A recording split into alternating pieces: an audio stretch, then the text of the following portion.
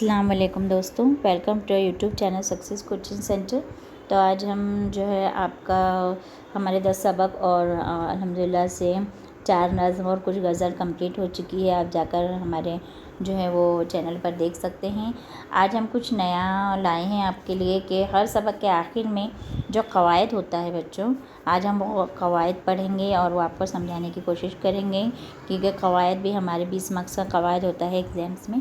तो आज हम कवायद मुश्किल नहीं है, बहुत आसान है।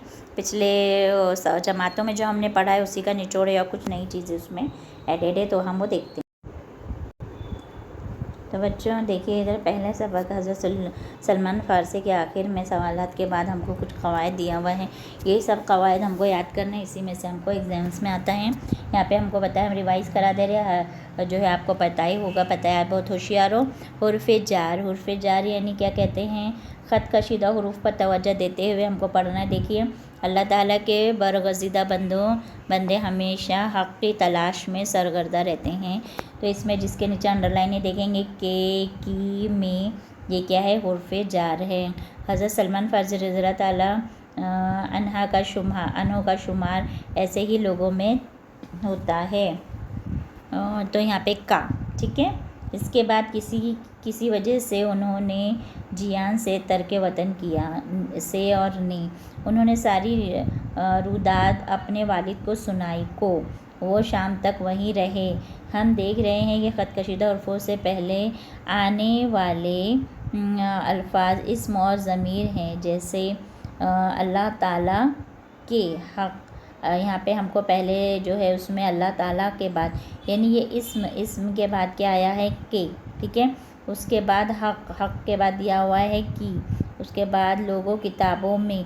तो ऐसे लफ्ज़ तुम याद रख सकते हो बच्चों, ऐसे लफ्ज़ जिसका कोई मतलब नहीं होता बट वो जुमलों को पूरा करने के लिए ज़रूरी होते हैं, उन्हें हम क्या कहते हैं, का, की, ने, को, मैं, ये सब क्या कहलाते हैं, हुर्फ़ जार कहलाते हैं। आप पढ़ चुके हैं कि हुर्फ़ जार का, की, के हुर्फ़ इज़ाफ़त भी कहलाते हैं, जो दरअसल हुर्फ़ जार की एक किस्म है, यानी इसे हम हुर्फ़ इज़ाफ़त भी कहते हैं। यानी हुर्फ़ जार की एक किस्म क्या है, हुर्फ़ जार की एक किस्म हो जाएगी हुर्फ़ इज़ाफ़त, ठीक है। इस्म और ज़मीर के साथ यानी बाद में आने वाले उन हुरूफ को हुर्फ़ जार कहते हैं। जार के मानी है करीबी पड़ोसी। हुर्फ़ जार से पहले आने वाले इस्म वग़ैरह मजरूर कहलाते हैं। इस तफसील को ज़ेल के खाके में समझा जाता है। इस जैसे हक़ इस्म है, तो उसके बाद है कि उन से बाग में, यानी कि उन ये क्या है, ज़मीर है, बाग क्या है, इस्म है। इसके बाद जो अल्फाज इस्तेमाल हुए वो हुर्फ़ जार है, ऐसा बताया हुआ है यहाँ पर। अब जो है अभी दूसरे कवायद की तरफ चलते हैं हम। मुफ़र्रद जुमला, हम सबको पता है कि जुमले की 3 किस्में बच्चों, वो बताइए कौन कौन सी। हाँ, वेरी गुड। मुफ़र्रद जुमला, मुरक्कब जुमला और मखलूत जुमला, है ना बच्चों। तो मुफ़र्रद जुमला मैं पहले बता दूँ आपको, मुफ़र्रद जुमला उसे कहते हैं कि जिसमें एक ही फ़ेल का इस्तेमाल किया जाता है, जिसे इंग्लिश में हम कहते हैं सिंपल सेंटेंस, जो छोटा होता है और जिसमें एक ही फ़ेल, एक ही काम होता है। मौलाना हज़रत मोहानी की शख्सियत में कोई दिलफरेबी नहीं थी। हज़रत मोहानी अलीगढ़ में ज़ेर तालीम थे। उन्होंने एक रिसाला उर्दू मामला जारी किया, तहरीक आज़ादी का दरक बर्ग व बार लाया। वो किसी सिला व सत्ताइश के तलबगार भी न थे। ये सब जो है जुमले हमको क्या है, ये मुफ़र्रद जुमले हैं, ठीक है। मुफ़र्रद जुमले हैं जिनमें जो है एक ही फ़ेल का इस्तेमाल किया गया है। मसला हर जुमला 2 हिस्सों में तकसीम होता है। हज़रत मोहानी अलीगढ़ में ज़ेर तालीम थे। हज़रत मोहानी क्या है, ये इस्म है और इसके बारे में किन्हीं काम करने वाले हैं और इनके बारे में ये दिया हुआ है। तहरीक आज़ादी का दरख्त बर्ग व बार लाया, है ना। तो इसमें दो हिस्से हम कर सकते हैं हर सेंटेंस के। आप पढ़ चुके हैं कि यहाँ जुमले का पहला फ़िक्रा मुब्तदा, दूसरा फ़िक्रा क्या कहलाता है, ख़बर। एक दूसरी चीज़ बताई हुई है, जो है एक हिस्सा जो काम करने वाला हिस्सा है वो मुब्तदा, और ये हम लोगों ने पहले पढ़ चुके हैं। और दूसरे जुमले को क्या कहते हैं, ख़बर कहते हैं। जिस जुमले में सिर्फ ये 2 अज्ज़ा पाए जाते हैं उसे, यानी अगर जुमले की दो हिस्सों में ही, अगर हम जुमलों को सिर्फ 2 हिस्सों में ही बांट सकते हैं, उनको समझ में नहीं आता है जुमला पढ़कर कि इसमें कितने फ़ेल है, ये कैसे हम समझेंगे मुफ़र्रद जुमला है, मुरक्कब जुमला है, दोनों में से कौन सा जुमला है। तो अगर जुमले के सिर्फ 2 ही हिस्से कर पा रहे तुम लोग, तो ऐसे जुमले को तुम क्या कहेंगे? मुफर्रद जुमले। और 2 हिस्से में पहला हिस्सा होता है मुब्तदा, जो काम करने वाला है, और दूसरा जो मेन पार्ट है और उसके बारे में जो बताया जा रहा है वो है ख़बर। ठीक है, तो ये बताया गया है। अब बाकी जो यहाँ पे तुमको क्वेश्चन दिए हुए तुमको ये करना है खुद से। उसके बाद यहाँ पे हमको कुछ इजाफी मालूमात दी हुई है। ये इतना इम्पोर्टेंट नहीं है बच्चों, फिर भी हम तुमको पढ़कर सुना देते हैं। अस्हाबे सुफ़ा, सुफ़ा अरबी में साइवा को कहते हैं, और इस चबूतरे को भी जिस पर सरकंडों के छप्पर का साया हो।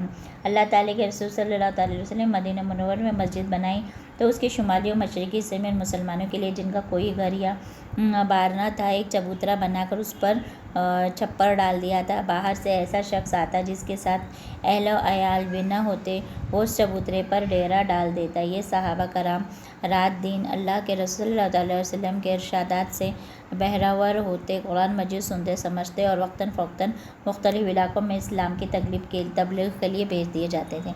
इन सहाबा का ये भी दस्तूर था कि 1-2 आदमी जंगल में निकल जाते, लकड़ी इकट्ठा करके लाते और फ़रोख्त करके जो रकम मिलती इस सब से खाने पीने का इंतज़ाम करते। अल्लाह के रसूल सल्लल्लाहु अलैहि वसल्लम ख़ुद भी सदक़े की रकमें उन्हीं पर सर्फ फरमाते थे, यानी उनका कोई नहीं था। ये हमको जानना, it is not important on the point of view of your board exam, but हम इस्लाम की मालूमात में इजाफ़े के लिए साहब सुफ़ा वो है जिनका कोई जो है वो जिनका घरदार नहीं है, जिनका मतलब कोई नहीं है, और जो हम बोलेंगे कि जो यतीम जैसे है ना, और जिनको देखने वाला, जिनको खिलाने पिलाने वाला कोई नहीं है।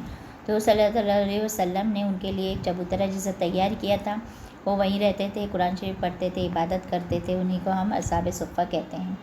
और दीगर सहाबा भी 2-2 4-4 आदमियों के खाने का इंतज़ाम कर दिया करते थे।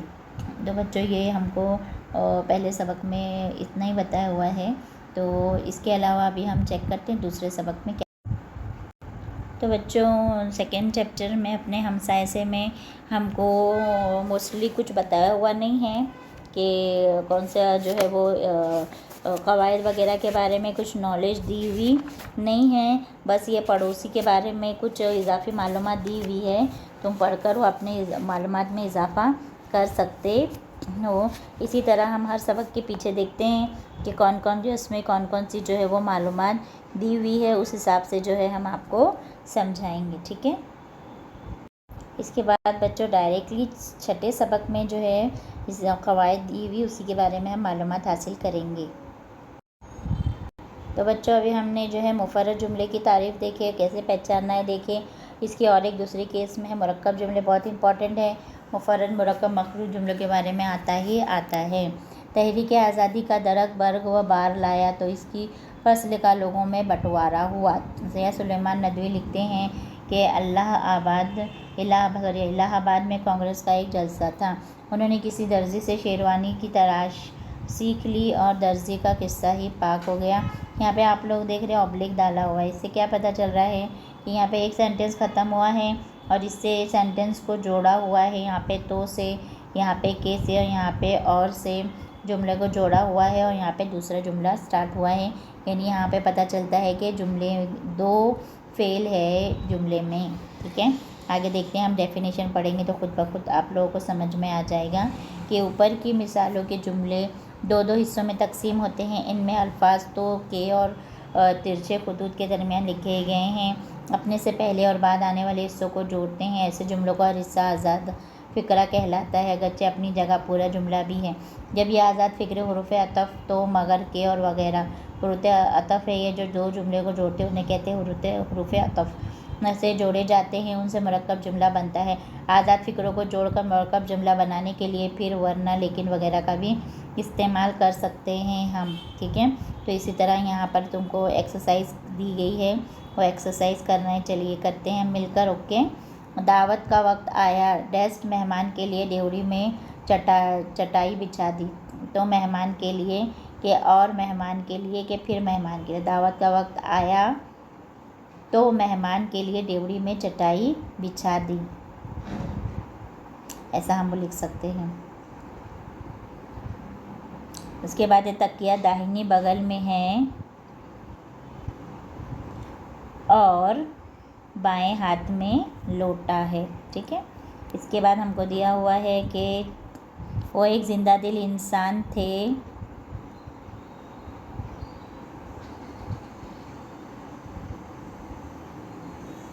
मगर ये सब अहदे शबाब की बातें हैं। ठीक है। जेल तो हज़ारों लोग गए,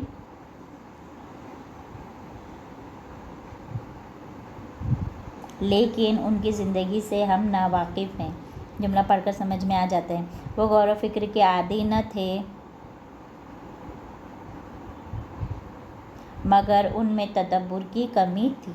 इस तरह हम जो है वो जुमले को जोड़ सकते हैं और मुरक्कब जुमला कंप्लीट कर सकते हैं। ठीक है। मैं वह हैरत हूँ। आपने कभी सोचा कि आप अपने किसी फ्रांसीसी दोस्त से मोबाइल फ़ोन पर उर्दू में बात करें और जो है उससे फ्रांसीसी में सुने, या कोई अरबी में बात करें और उसे आप उर्दू में सुने? अब ये मुमकिन है। इसके लिए आपको एक ख़ास किस्म की हेडफ़ोन का इस्तेमाल करना होगा, जिसे इंटरनेट के सबसे बड़े सर्च इंजन गूगल ने मुतारिफ़ करवाया। ये 40 ज़बानों में तर्जुमा करने वाला हेडफ़ोन है। Very good. यह पिक्सल बीट और मसनूई ज़हानत आर्टिफिशियल इंटेलिजेंस के इस्तेमाल की दौलत एक ज़बान को दूसरी ज़बान में तर्जुमा करने की ख़ुसूसियत रखता है। ऐसा हेडफ़ोन इस्तेमाल करके हम किसी भी गैर ज़बान को मोबाइल पर आसानी से समझ सकते हैं।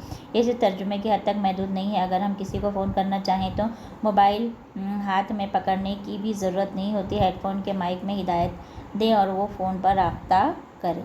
ठीक है। ये हमको बताया हुआ है बच्चों। इसकी जो नई ईजाद है उसकी मालूमात दी हुई है। अब यहाँ पे हमको शजरकारी के बारे में कुछ इजाफी मालूमात है, चलो पढ़ लेते हैं। अच्छा टॉपिक है शजरकारी, यानी दरख्त लगाना। दरख्तों और जंगलात के अंधाधुंध कटाई ने माहौल का तवाज़ुन क्या कर दिया है, बिगाड़ के रख दिया है। हम सब भी जानते हैं। इसकी वजह से न सिर्फ इंसान बल्कि नबात और हैवानात के लिए भी कई मसाइल पैदा हो गए हैं। इस वक्त दुनिया के सामने सबसे बड़ा मसला ग्लोबल वार्मिंग का है, यानी कि पॉल्यूशन का है। इस शदीद बहरान ने दुनिया के हर मुल्क को परेशान कर रखा है और आए दिन इसके सदबाब के लिए जलसे मुनक्किद हो रहे हैं। इस खतरे से निपटने के लिए हम हर साल शजरकारी करते हैं। घरों, स्कूलों और खेतों को पौधे लगाते हैं। हमारी मजहबी किताबों में भी शजरकारी की तरगीब मिलती है। बिल्कुल, हमारे नबी हज़रत मोहम्मद सल्लल्लाहु अलैहि वसल्लम ने शजरकारी को सराहते हुए अपनी उम्मत को दरख्त लगाने की तरगीब दी। हज़रत अनस रज़ियल्लाहु तआला अन्हु रिवायत करते हैं कि अल्लाह के रसूल सल्लल्लाहु अलैहि वसल्लम ने फरमाया, कोई भी मुसलमान जो एक दरख्त का पौधा लगाए या खेत में बीज बोए, फिर उसमें से परिंदा या जानवर जो भी खाते हैं वो उसकी तरफ से सदका है। सुबहान अल्लाह। एक रिवायत का मफ़हूम है कि जब कोई किसान खेती करता है तो पौधों का पत्ता जब अल्लाह का जिक्र करता है तो उसका सवाब खेती करने वाले को मिलता है।